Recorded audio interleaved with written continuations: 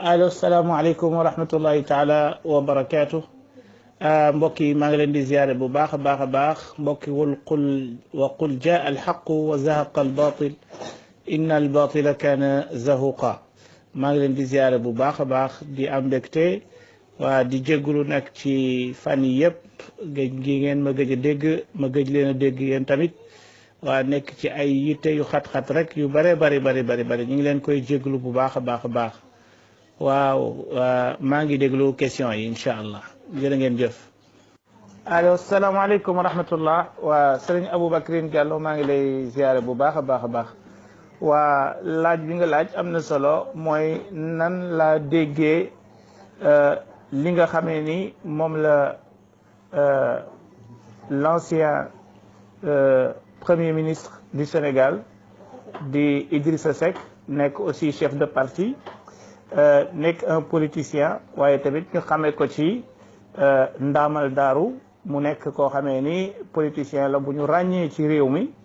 waaye tamit nekk koo xamee nit ñi xamee nañ ko ak muus maanaam daal borom xel mu rëy la ci arène politique bi nekk na tamit nit koo xamee ni da daan boole ci ay discours politique am ay aaya alquran ak ay hadis di wax ci diine nit la koo xamee ni tamit xam nañ tarixa yi nga xamee ni xëy na jaar na ci ak tey jii li nga xamee ni ci la nekk di ko woote donc loolu yëpp ay paramètres la yoo xamee ni jar na xam parce que tamit nit ki balaa ngay xam ay waxam donc war nga xam nit ki ban taxawaay la am ci société bi ak tamit ay waxam généralement ci ban anam lay jëm xam kiy wax tamit ndax théologien la maanaam ndax nitu diine la wala nitu àdduna la maanaam politicien la loolu yëpp dafa mat a bàyyi xel ci discours boo xamee ni discours ba mu wax wala déclaration ba mu def moom lañ bëgg a jàngat. loolu kon mooy tomb bu njëkk bi mooy ñu xam kan mooy Idrissa Seck d'abord. am na présentation bu ndaw bu ma fi jot a def léegi nii waaye li am solo fii léegi ñun ñu ngi taxaw devant une déclaration boo xamee ni wala boog benn kaddu goo xamee ni yëkkati na ko mu toll ci luy tolloo 4 minutes loo xamee ni wax na ko mu jëm ci wàllu diine waaye tamit mu jëm ci wàllu diplomatie. donc ñi kaddu Idrissa Seck yi buñ ko bëggee dégg mooy kaddu la boo xamee dafa séddalikoo ñaar maanaam kalaam la boo xamee ni zu haddayn wala boog yanfasil ila faslayn mooy lan li ma bëgg a wax mooy lan mooy ni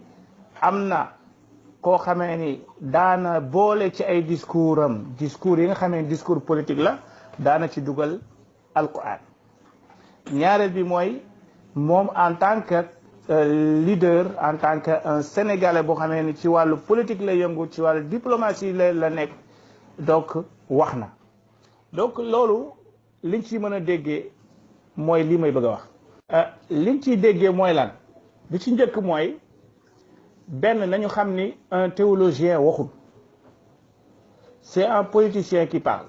kooku mooy premier tombe boo xamee ni kiy déglu war naa rëdd point boobu souligner ko bu baax politicien mooy wax théologien waxul du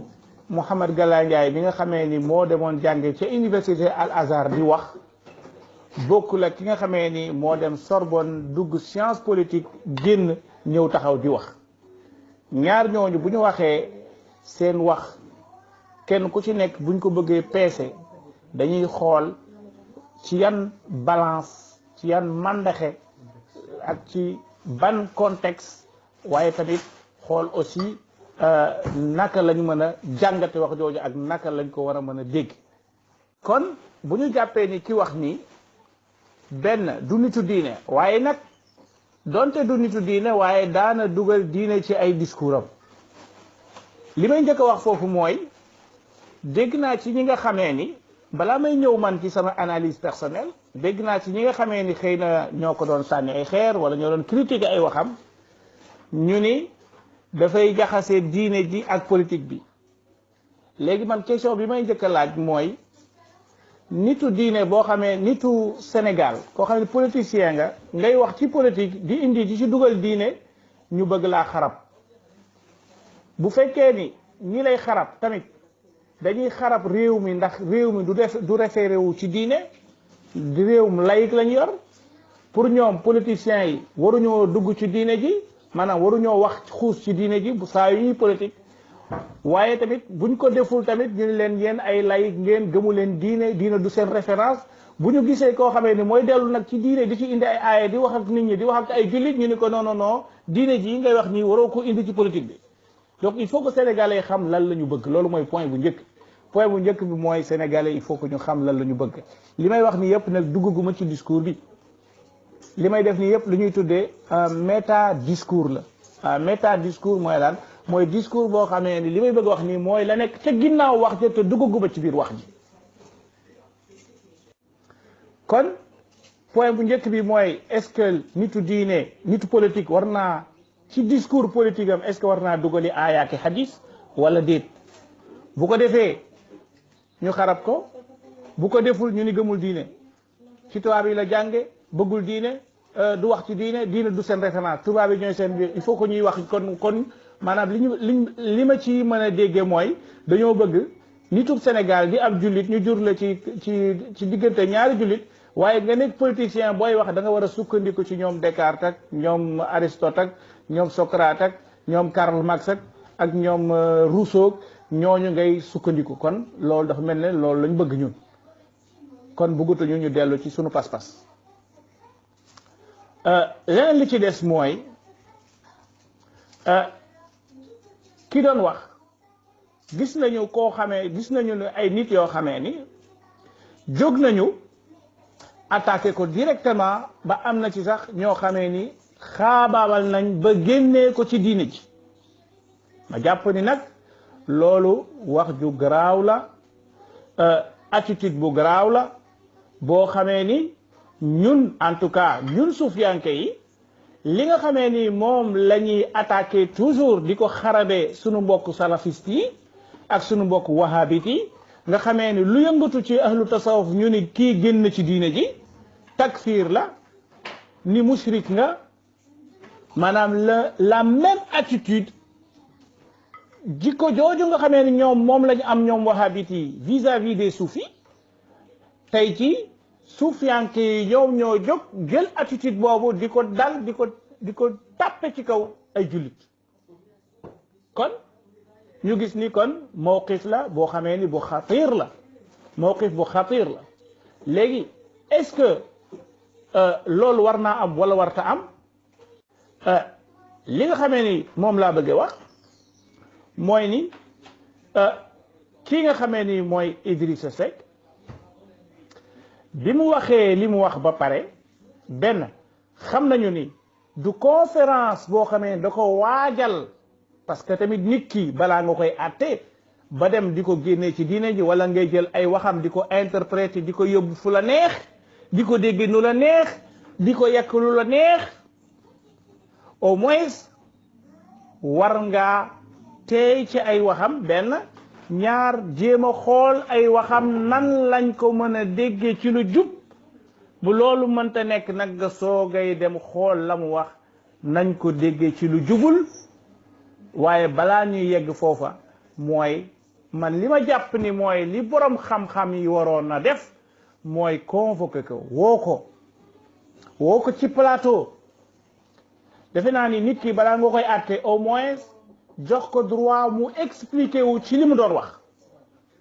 jox ko occasion ni ko yow kat Serigne Idrissa Seck li nga fi wax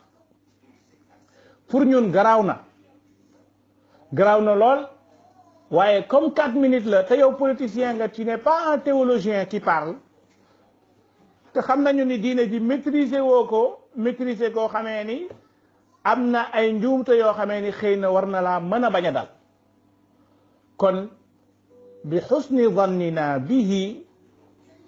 wa dar'an li al ahkam al juzafiya التي يمكن لنا أن نوقعها عليه درءا لكل ذلك li ñu waroon a def mooy dogal ko ngant le temps que ñu koy jox kàddu gi mu exprimer wu expliquer 4 minutes yooyu nga xamee ni 4 minutes yu gàtt la yoo xam ne dañ koo tàllal micro xëy na sax waajul la mu doon wax xëy na préparé wu ko du woon conférence bu ñu léegi ñu jox ko ne ko ni ko ah Idriss Seck kat yow kat wax nga fi loo xamee ni xel yi kat ñi ngi bëgg a nëx xel yi kat ñi ngi bëgg a teey kon nag ñi ngi lay ñaan nga exprimer wax li nga doon wax nga leeral ko def naa balaa ñu koy atte loolu mooy attitude bi njëkk boo xamee ni boroom xam-xam yi waroon nañ ko def waaye malheureusement li am mooy kenn ku nekk jéem nga tëb nu mu gën a gaawee nga jël ko atte ko yekk ko lu la neex ba dugg ci viam dugg ci passéem dugg ci léppam len mu ci nekk nga dugg ci di wax ci nit ki vraiment ma jàpp ni nit ñi war nañoo ragal yàlla war nañu ragal yàlla ci benn mooy lan mooy balaa ngay atte nit ki balaa ngay jël nit ki di ko yóbbu sawara balaa ngay jël nit ki ni génn ci diine ji mooy li ci njëkk mooy nga dogal ko ngant wala boog nga jox ko temps mu exprimer wu lim doon wax mu leeral ko ba ñëpp mën a xam ne ah kii kat lim doon wax kon leer na nañ lii la bëgg a wax ñu ne ko ah kon sëñ bi lii nga wax nag l'islam nee na génn nga ci diine ji wala ñu ne ah l'islam kat nee na génn goo ci diine ji jàpp naa ni loolu mooy li nga xamee ni mooy jullit ñi ak intellectuel yi loolu la ñu waroon def waaye rek jóg kenn ku nekk bëgg a wut buzz kenn ku nekk bëgg a wut tur rek parce que am na ci ñoo xam ne balaa ñuy kontaan ñu dal ci ay nit yu am importance ci société bi balaa ñuy kontaan balaa ñuy am xol bu sedd mooy ñu attaqué ay nit yoo xamee ni nit ñi jox nañ leen cër respecté nañu leen lii mooy première pàcc ci sama commentaire léegi nag après ma soogay ñëw nag dugg ci biir discours am ñu décortiquer ko insha allahu taala gis naa sama xarit Ismaïl Gueye mu wàcce fii lu mel ne laaj wala boog loo xamee ni xëy na am na lu mu jàngate mbir mi xam naa bu waxoon nag ci baat ci kaddu ñu mën koo dégg xëy na ci lay gën a leere waaye li ma gis bu bind ko mooy képp ku weddi benn aaya ci alquran génn na ci diine ji waaye tamit murtad nga ci l'islam ah man day jàpp naa ni ba tey jii nii Idrissa Seck weddiwul ab aaya ci alquran képp koo xamee ni dégg nga ni Idrissa Seck weddi na ab aaya ci alquran na indi firnde gi man day Mouhamed Galaye Ndiaye li ma dégg ci déclaration xanaa ma dégg leneen lu bokkul ak li keneen dégg bu dee 4 minutes yi nga xamee ni moom lañ ko tàllal micro muy wax gisuma fenn fu mu weddee ab aaya ci alquran karim kon jàpp naa ni balaa ñuy wax ni nit ki weddi na da ngay indi maqta indi fa mu weddee nga indi ko teg ko ci kaw taabal ji ñu mën koo discuter bu ko defee nag léegi ñu ñëw ci deuxième partie bi léegi bu ñu bëggee jàngat discours am te jàngat bi ñuy def mooy lan mooy feeg moom jëlagul kaddu wax ni man lii ma wax nii lii laa ci jublu li ñu mën a def lépp mooy ay supposition ay interprétation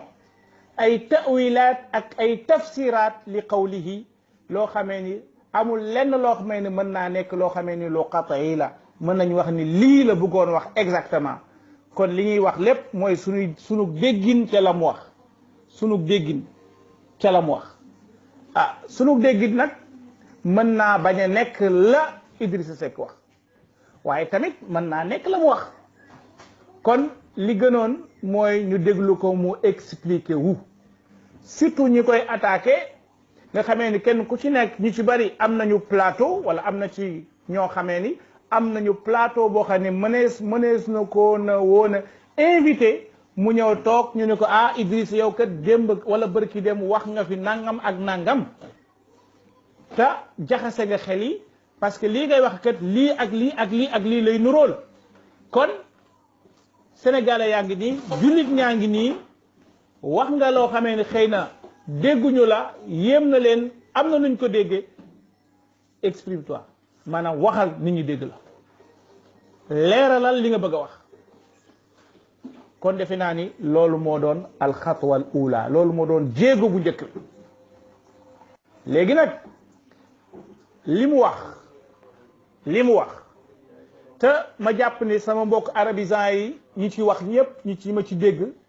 ñëpp dañoo déggul wax ji du ab prétention nag du dama jàpp ni xëy na maa leen gën a dégg déedéet ndax moom kii di Idriss Seck version bi mu joxee ca la mu doon nettali c'est une version juive loolu mooy lan mooy ni am na ñaar ñoo xamee ni ñoo seq xuloo bi muy naar yi ak juif yi doonte yow bu fekkee ni ab jullit nga nekk ab sénégalais yow doo gisee xadiya bi noonu histoire bi yow doo ko xoolee noonu da ngay gis ni l'islam dafa ñëw juif yi bañ yow noonu nga koy gisee mais boo taxawee ci position ku neutre di jàngat phénomène bi mais juif yi lan moo tax nanguwuñoo gëm Seydina Muhammad sallallahu alayhi wa sallam lan moo tax nanguwuñ koo gëm parce que dañoo jàpp ni ñoom ñooy le peuple élu ñoom la yàlla tànn benn ñaar mooy jàpp nañu ni prophète buy ñëw dafa war a bokk ci seen xeet ñoom maanaam dafa war a nekk juif te ñëpp ñun ñëpp xam nañu ni Ibrahima alayhi salaam moom moo jur Ismaila Ibrahima moo jur Ismaila te ñun ñëpp xam nañu ni Ibrahima diggante Ibrahima ak Ishaqa Ismail ak Ishaq Ismail moom moo meññat yonent yàlla Muhammad et Ishaq moom moo meññat juif yi te ñoom ñaar ñëpp ki leen jur kenn la muy Ibrahim ñooñu kay ay doomu baay lañ ñooñu bu ñu nekkul ay doomu baay lan lañu war a mën a doon kon bu ñu nekkee ay doomu baay ci histoire di dox ba kenn ci doomu baay yi surtout kenn ci doomu baay yi di Seydina Muhammad sallallahu alayhi wa sallam xëy taxaw ni yenentu laa ñii ne ko déedéet mënoo koo doon ñii wax ni Muhammad c'est un bédouin arabe il n'est pas un prophète c'est un imposteur ce sont les juifs donc Idriss Seck il a raconté l'histoire d'un point de vue juif donc pour wane ni histoire boobu mu nekk ni dafa bëgg wane ni juif yi nii lañ ko jàppee du ni moom version boobu la gëm parce que amul dara luy wane ni moom version boobu la gëm dafa wax ni rek ñaar doomu baay ñooy xuloo kenn ci doomu baay yi ñëw taxaw ni man de yenentu laa ñu ni ko doo moom donc loolu mooy histoire noonu la histoire tëdde bon gis naa ak yeneen yuñ ci wax ci wàllu Ibrahim alayhi salaatu wasalaam ni Saara moo tax mu génnee Haajara kii demee noonu loolu bu ngeen demee ci téere histoire yi di ngeen ko ci fekk bu ngeen demee ci téere taarix yi di ngeen ko ci fekk mais ça ne veut pas dire que ni c'est la vraie version c'est la version authentique ça ne veut pas dire que loolu mooy version ba amoon parce que alquran waxu ko mais loolu taarix la te loolu buñ ko bëggoon a xóotal sax mën nañoo dem ba mën koo layal kon loolu man jàpp naa ne jarul ñu ci takfir nit di ko génne ci diine ji beneen point bi nga xamee ni xëy na moom laa jàpp ni moo garaaw ci li mu wax te feek joxaguñ ko mu expliqué wu mënuñoo sax ni jàppe ni lu garaaw la mooy lan mooy toujours damay fàttali ni li may wax ni maanaam sama déggin la mën naa am moom waxewul noona léegi nag sama déggin nag man mënuma cee sukkandiku di génnee nit ki ci diine ji wala di ko yekk lu ma neex fekk dégluwuma ko ba mu expliqué wu leeral li mu bëgg a wax mooy point bi nga xamee ni ci la waxee ni waxe ko imam bi nga xam ne moo nekkoon Arabie Saoudite mu ni ko alquran waxul makkata waaye bakkata la wax bakkata bon alquran wax na makka foofu njuumte la njuumte boobu mënuñu koo génne ci diine ji ngir loola alquran wax na makka wax na bakka duma ñëw ci origine moo bi parce que loolu dañ koy bàyyeeg lugawi yi ni ñoom boo ca demee da ngay gis ni ñoom seen bopp d'accorduñ ci cosaanal baat bi d'accorduñ ci déjà yi ma dégg gun yëpp version yi fi indi yëpp fi mu toll nii mën naa leen indil benn version boo xam ne dégguma ko ci kenn te mi ngi ci téere yi ci Makka fan la bakkata fan la jóge dañu ni li summiyat makkata bakkata li annaha tabukku kulla man jaa ilayha ghatrasatan c'est-à-dire képp koo xamee ni ñëw nga Makka pour détruire Makka pour yàq Makka pour dal ci kaw Makka bépp tyran bu jóge feneen di ñëw Makka da lay repousser da lay jox kurpañ nga dellu ginnaaw ñu ni bakka loolu lay teg kon bo version yi bari na am ñu ni bakka béréb bi la ñii ni bakka mag mooy kaaba gi donc explication yu dul jeex la ci luxawi yi ni indi ñi jàng luxa indi nañ ko ci kon loolu du loo xamee ni mën na see sukkandiku pour mën a encore takfir nit génnee ko beneen bi ci des mooy li mu wax nii bakkata mi ngi jóge ci baka maanaam pleurer ba pare mu wax ni xëy na mën naa am ni du fii lan moo ñuy wax ni du fële du Jérusalem lan moo ñuy wax ni ñu du Jérusalem ba pare mu wax ni moom xam na fan la waaye balaa mu koy wax il faut que nu mu tuddati palestiniens yi ak arabes yi dajaloo mu soog leen di wax fan la man loolu ba tey jii bu dee yàlla rek moo tax ñuy wax ba tey jii gisuma ko mu weddi fi dara parce que bu ni woon Pikine la wala mu ni Géejawaay la ñu ne ko sama waay kaay yow kat yenent bi doxalewul nii waaye ba tey ba léegi waxuguñu fan la koo xamee ni waxagul fan la nga ni ko weddi nga defe naa ni loolu kat sëñ bi ak tooñ lay nuru donte nag waxam laaj na j'insiste donte waxam la muy junj lu garaaw la laaj na ñu woo ko ni ko wax ñu loo ci jub parce que li ngay wax nii kat bu dee liñ jot a dégg nii moom nga ci jublu lu garaaw lay doon léegi nag kaay ci plateau bi nga toog nga wax ñu yow lan nga bëgg a wax loolu mooy le minimum loolu moom mooy le minimum mooy ñu woo ko mu expliquer wu loolu daal laa jàpp ni intellectuels yi loolu la ñu waroon a def li ñu waroon def mooy invité ko Sénégal réewum dialogue la Sénégal réewum waxtaan la waaye du réewum takfir ñi fiy def takfir nag ñi xam ñoo fi woo di ku wax benn baat ñu yëkkati ko ba ci kaw toroxal sa njaboot bëgg loolu yëpp defe naa ni mën na ñàkk il faut que on reste des gens yoo xamee ñu sensé lañu de nit yoo xamee dañuy wax ci xam-xam di àtte nit ñi ci kaw xam-xam te génn ci cadre bi nga xamee ni cadre takfir la loolu buñ ca duggee daf ñu yóbbu foo xamee ni fu sori la gis nañ sociétés yi nga xamee ne ñu ngi yàqu gis nañ sociétés yi ni ñu leen attaqué ci jamono gis nañ tamit loolu fan la jëm ci radicalisme dans les idées ak le fanatisme dans les idées ma jàpp ni loolu kon lu ñu war a mën a moytul Sénégal la ñu bañ a dugg ci gaal googu ndax gaal gi nga xamee ni ci la ñu nekk gaalug jàmm la gaalug dialogue la gaalug waxtaan la kon li ma gëm mooy dañ ko war a woo ci plateau di ko yow kat li nga wax exprimé wul leeralal li nga wax ba boo fi jógee ñu xam ni lii nga bëggoon a wax waaye nit ki wax benn wax boo xam ne may ñu ko sax fu mu yekkee nàkkam kenn bëggatu koo déglu moom daal nañ ko takfiir nañ ko yekk lu nekk ba pare c'est très grave dans une société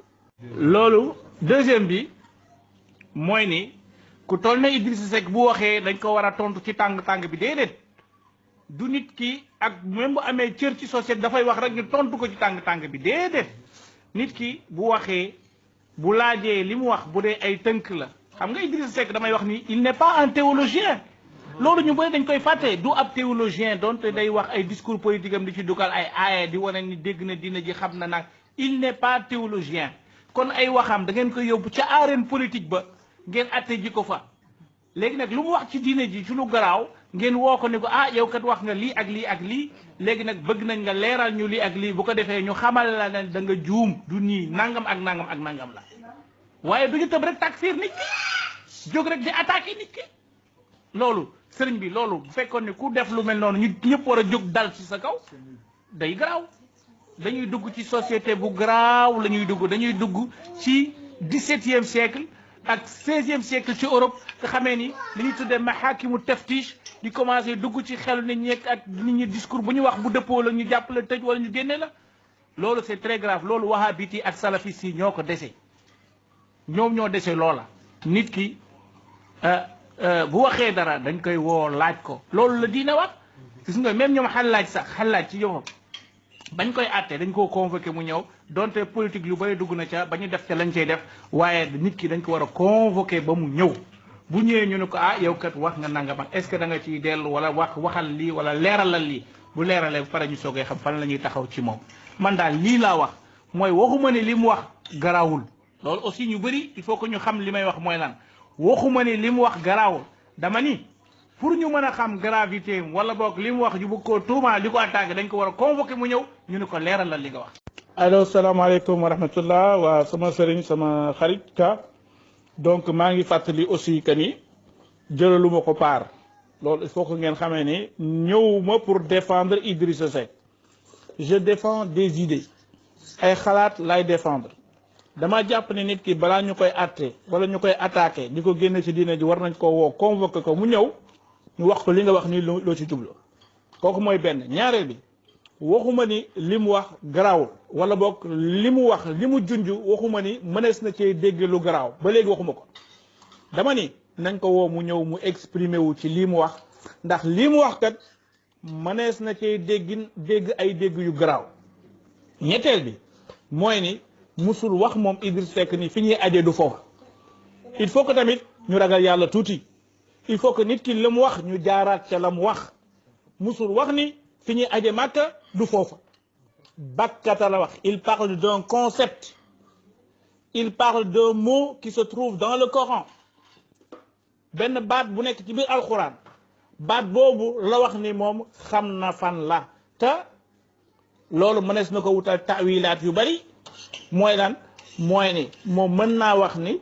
bu ñëpp ñëwee toog muy leen màkka la mais dama bëggoon comme ni mu ko waxee dama bëggoon dajale palestiniens yi ak israéliens yi ci benn taabal parce que ay doomu baay lañ te ñun waa Sénégal ñun ñoo gën a apte pour dajale leen donc mënoon na nekk benn tactique politique boo xamee ni moom la bëggoon a def waaye ça ne veut pas dire que ni dafa bëgg a weddi ab principe lu toll ne aj parce que tamit yow mii tey jii di wax ak man boo waxoon benn baat tey jii ci lislaam loo xamee xëy na am na lu muy nirool du ma tëb mukk ni doo julit wala da nga weddi kaaba ga parce que yow julit nga yaa ngi julli yaa ngi dem ci jàkka ji yaa ngi aji màkka di ñëw kon moom lu mu wuti woon màkka lu mu fa wuti woon bu fekkee ne du foofu lan la fa doon wuti bu fekkee ne du loolu ah moom nee na la julit la julit ñi fan la ñuy demee màkka ana ñi doon aji màkka ak boobaa ak léegi fan lañ doon aji xanaa kon du foofa donc am na yoo xamee ne wax dëgg yàlla waruñu ko mën a dégg ci waxam ni feeg jëmm ji ñëwul teew ni lii laa ci jublu lii rek laa bëgg a wax ci lu gàtt ngeen baal ma. waa salaamaaleykum waa sëñ bi li nga wax am na solo posé nga question yu am solo nag nga posé mooy ni ñi ko tontu lu tax jàpp ma ni war nañu ko mën a tontu wax kay war nañ koo mën a tontu waaye balaa ñu koy mën a tontu ba yegg ci yenn discours yoo xamee ni yu extrémiste la moo ñu woo ko taaj ko xam nga nit ki nekkul koo xam ne dafa nekk ca Chine ñu ko war koo convoqué mu ñëw Sénégal pour exprimer wu koo xamee ni Thiès gii la dëkk nekk ab Sénégalais di yewoo ci sunu biir nga xamee ni suba mën nañoo dem woo ko mu ñëw ci télé yi ñu wax ko ni ko waxal li nga bëgg a wax ñu dégg ko léegi nag Idrissa Seck politicien la mooy li nga wax politicien de métier la koo xamee dafay def ay tig tagam xool nu mu mën a jël ci nu mu mën a jaare ci réew mi man du ma exclure waxuma ni dama koy atténé du ma exclure ni li mu doon wax am na sax ñu ko junj ni xam na ni àdduna bi léegi israéliens yi dañoo cee am solo lool kuñ jàppale nga doon président mën na am foofu la bëgg a putaxlu dugg mais man ba tey jii mënumaa wax ni looloo doon ay intention mënuma ko wax parce que loolu la ñuy tuddee procès d'intention te loolu dañ koy bañ maanaam jël nit ki xool ci sa yéene bopp yow nga jël ko atte ci nit ki dugal ko ci kaso tëj ko damm caabi ja loolu lay tekki mooy yow loo wax rek man mën naa am lu ma ko dégg ci sama biir xel rek daal di génn wax def ay déclaration tëj la donc loolu la ñu war a moytu ki wax ab sénégalais la Thiès gii la dëkk 70 kilomètres de Dakar nañ ko convoqué mu ñëw bu lànkee bañ a ñëw nag bu boobaa kenn ku nekk il est libre mu dégg ci waxam lu ko neex mu dégg ko lañ ko woo ci plateau yi mu exprimer man daal lii laa wax waaye nekk fii jël waxi nit di ko xëcc di taaw yi kenn ku ci nekk ñi ko contre ci politique dugg ci ñi ko contre ci diine ji dugg ci ñi kenn ku ci nekk di maanaam ni ñu koy waxeeti di profito pour xëy na fa nga farak fa nga yooyu ñun vrai que ay intellectuel ngeen daa wax de waxuma nag ay parloo bu dee ay intellectuel ngeen noonu la ñu war a def intellectuellement parlant ñu jàng ci diine ji ku wax dara lu mu war loo xamee ne daf koo junj wax te leeragul dañ koy woo ba mu ñëw ñu ne ko yow kat wax nga nangam ak nangam lii daal laa wax défendre ma kenn mais damaa gis ni sama gis-gisu bopp nag mu tawaaduan mooy ni ci ak modestie mooy ni jàpp naa ni loolu la ñu waroon a def balaa ñu koy attaqué balaa ñuy def quoi que ce soit. sama sëriñ waaw baaxee ma tur wi rek baaxee ma tur wi waaye li ngay wax am na solo lool léegi li ma la bëgg a tontu mooy du ni dañuy défendre yenn intérêt yi rek jël nit ki attaqué ko parce que nit ki boo ko dee attaqué da nga ko war a teg ci yoon maanaam mooy fi nga xam ne fi la ñu war a jaar pour mën a attaqué ni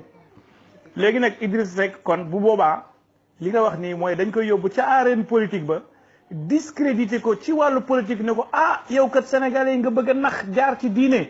wala boog jaar ci yahudi yi pour mën a jot ci réew mi attaqué ko ci wàllu politique waaye duñ ko yóbbu ci arène ca jàkk ja maanaam caw ko ay yar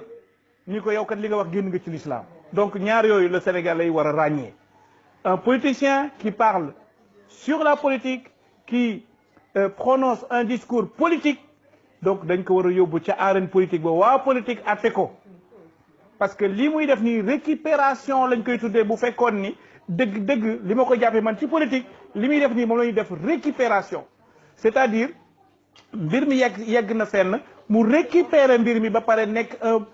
profitard boo xam ne dafay dem profiter wu ci situation bi parce que jàpp nañ ni war naa mën a am ay alliés feneen kon buñ ci dugal diine nañ ko yóbbu ci arène politique ba wan ko lii ngay def xam nañ ko say pexe la léegi nag ñu atte ko ci cadre booba waaye duñ ko jël génne yóbbu ko ci jàkka ji génne ko ci diine ji maanaam bu fekkee ni dégg ngeen li ma bëgg a wax mooy il faut que ñu def nuance boobu il faut que ñu tàqale diggante ki nga xam ne théologien la di wax ak koo xam ne c'est un fin politicien qui parle. allo salaamaaleykum wa rahmatullah waaw sëñ Khadim Mbaye li nga wax noonu am na solo lool gis nga li ci am mbir mi mooy nit ñi dafa mel ne dañoo maanduwul lool parce que gis nga li fi xew ak acharnement bi am ci Idrissa Seck ak niñ ko yëkkatee yóbbu ko fu sore gis nañ fi ko dem ba ca xaayatul mabka nga taxaw fa pare nekk ministre nekk ci réew mi def ko coow li ci am yëpp amu ci waaye ñun en tant que ay intellectuel ak ay théologien bu ñu nekkee di wax ci yu mel nii buñ ci dugal wàllu politique donte am na nag ñoo xam dañuy jël politique di ko dugal ci biir ndax fii ñun nekkuñu fi pour war a faral Idriss Seck parce que dafa am parti wala dañuy faral Macky Sall parce que dafa am parti jiite réew mi ñun li ñu ñor mooy wàllu diine gi wàllu politique bi nag ñu bàyyi ko politiciens yi ñoom ñu waxtaane ko li am solo fii rek ñu bàyyi ko xel mooy ne Idrissa Seck def na déclaration bi am na lu bari luñ ci mën a dégg am na yu garaaw yuñ ci mën a dégg waaye nag pour ñu mën a jóg pour dal ci kawam nag dañ ko war a convoquer mu ñëw ñu toog waxtaan ak moom man daal li ma wax mooy nañ ko taaj bi daal mooy li jaadu nañ ko def balaa ñu ñuy wax dara wala ñuy jëmale dara ci kawam wala ñu yëkkatee atte di ko xëpp ci kawam nañ ko woo mu exprimer wu